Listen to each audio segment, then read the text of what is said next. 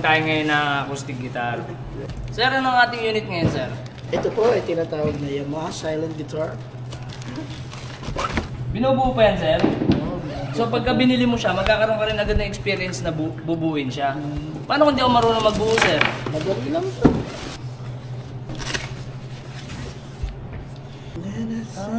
Parang plug and play lang din pala siya, sir. Yes po, suksok lang po yan. Wow.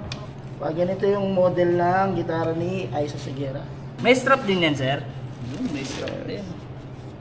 Yes, sir. May owner's manual din siya, guys.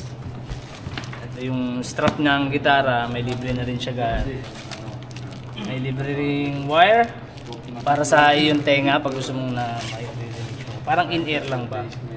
May pre-Allen range. Siyempre lahat ng yan galing kay CJC. Habang sineset up mo yung gitara, kasi may mga kailangan daw i-adjust, dito naman tayo, magpapalit tayo ng processor. Let's go! To make a story short, mga karagit, yung dumating kasi ang unit na to, dahil sa sobrang taas ng pixel ng LED wall na kinuha ni client, hindi umubra yung dala natin processor. So kailangan niya na upgraded na processor. Para mapagana lang natin siya, nanghiram muna tayo sa kaibigan nating sound system ng processor. At ngayon naman, dala-dala na natin yung processor na para dyan talaga sa LED wall. Kaya ililigpit na natin to. Let's go! Itong bago natin processor, galing pa rin siyang Nova Star. BX600 na siya. So yung unang nadala natin dito is BX400. Sa taas ng pixel ng LED wall, hindi siya kaya ng BX400. Kaya ito na siya ngayon. Yan, bagong-bago yan ha. Tignan nyo, napakanipis lang yan. Yan ha. Ito yung mga kasama niya accessories. HDMI, power, syempre lalagay natin yan. Yung power nung kanina, tatanggalin na natin yan syempre. Dahil nasa Pilipinas tayo, hindi halos di na gumagamit ng grounding, pero sa standard talaga, may grounding talaga yan. Hindi ka naman maliligaw kasi kung kulay blue yan, kulay blue rin yung saksakan yan. Kung kulay itim yan, kulay itim lang din yan. Kaya makikita nyo naman dyan. In. Tama? In. Lock nyo lang rin for safety syempre. Yan. Tapos sa kanyo na isunod yung mga connectors yun ng LED wall. From 1, kung makikita nyo, close up natin. Makikita nyo from 1, 2, 3, 4, 5, 6. Dahil bago rin yung natin, processor natin, ang kailangan lang natin gawin dito ay config. Pag na-config na natin yan, madali na nila magagamit yun. Pwede na silang manood ng Netflix. Let's go! Trabaho naman ng ating tech yan.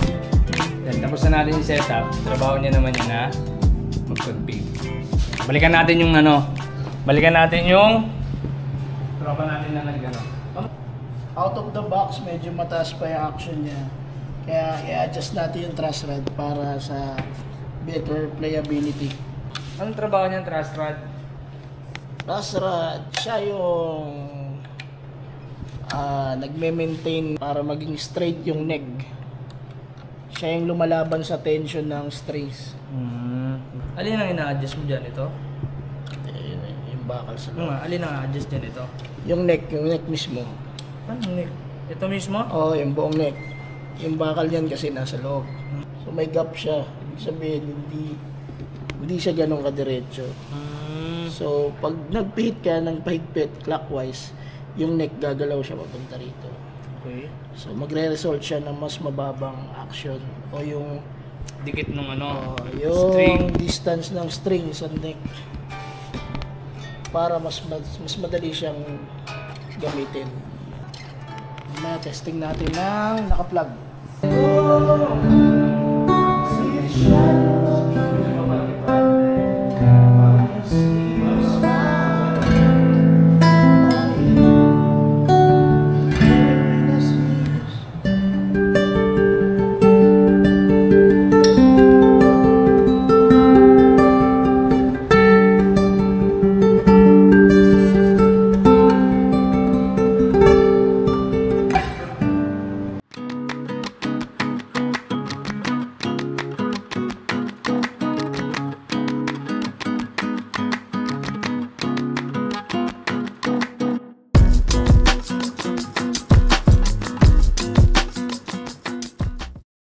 pickup. So magkakaiba ng volume yan. So habulin natin. Ito initial ano lang to, initial adjustment. I-check pa natin ulit yan pag nakasaksak na. Kung balanse ang tunog na. So pag na-setup na yan, rekta gamit na lang ng may-ari yan. May final adjustment lang tayo nang nakasaksak siya. Para malaman natin kung balanse na yung tapon ng output ng pickup. Bali, nagsama tayo ng guitar specialist kasi puro guitar ngayon yung ano natin setup. Maraming guitar kasi yung sinetup natin dito. Ang mula sa acoustic guitar hanggang sa electric guitar. So, kailangan natin ng guitar specialist. Ganyan mag-service si CJC. Baka CJC yan. Pero di natin sponsor si CJC ah. Pero baka naman. CJC, Sabihin naman. One down, next. Okay, testing muna natin, ba? Mamaya na yung testing. Sabay-sabay. Sabay, oh. Ito. Truss rod adjustment, tsaka saddle adjustment. Yung bridge niya naka-fix sa body, kaya walang spring na kailangan i-adjust sa likod. Yan, maluwag siya. Oh. Iba pa yan, parang hindi ka makabuntis. Iba yun. Ay, inang! Yan siya. Pihit pa lang yung truss rod. Nung bata ako, pangarap ko maging gitarista eh. Kaso yung gitara walang pangarap sa akin. Tinigilan ko. At least bata pa lang na, ano mo na, na-realize mo na. Tinanggap ko na agad. Nagpa-practice pa lang ako ng mga basic chords. Parang wala siyang pangarap para sa akin eh. Di tinigilan ko. Ano i-adjust natin? Saddle. Saddle. Anong effect naman ng saddle na yan? Siya naman yung Nahulog. mag-adjust ng individual height ng strings.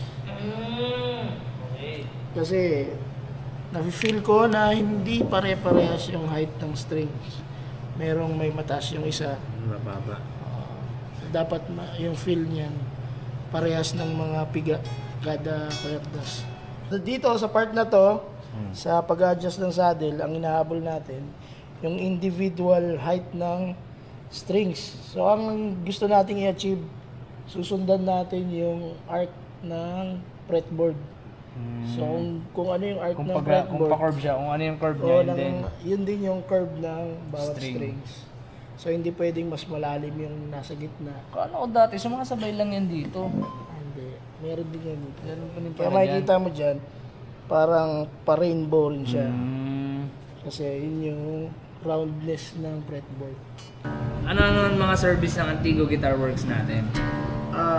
Mainly setup, repair, modification, tapos installation ng mga parts. Oh, yun. So far, yun naman. So, nag-modify din? Yes. Galing na. Kung may gusto kang ipadagdag sa gitara mo, pwede natin gawin yan. Depende sa pangangailangan ng gitara. So kasi may mga recommended ano dyan. So kung suitable yung gusto mong... Pangangailangan ng gitara, hindi ng kliyente. Both. Kunwari, kung may gusto kang ipagawa, kung possible, gawin natin. Pero kung hindi siya obra dun sa gitara, Hindi tugma, no? malalaman naman natin yun. Kung may mga antigo kang gitara, ito na yung time para puntahan mo yung page niya. I-restore natin. Yes, sir! Kung may 80s, 90s, 70s ka o kasing tanda ka nung may hawak ng camera na gitara, ito na yung time para puntahan yung Antigo Guitar Works. Let's go! At nasaan tayo? Taga-Antipolo po tayo. Yan. Saan pala makikita yung pwesto mo, sir? Mababait po tayo. Yung pwesto niya ay sa mismong bahay niya lang. Sa bahay lang po. Visit mo lang yung inbox niya. Pag nagkausap kayo, pwede mo ipadala yung gitara mo para magawa.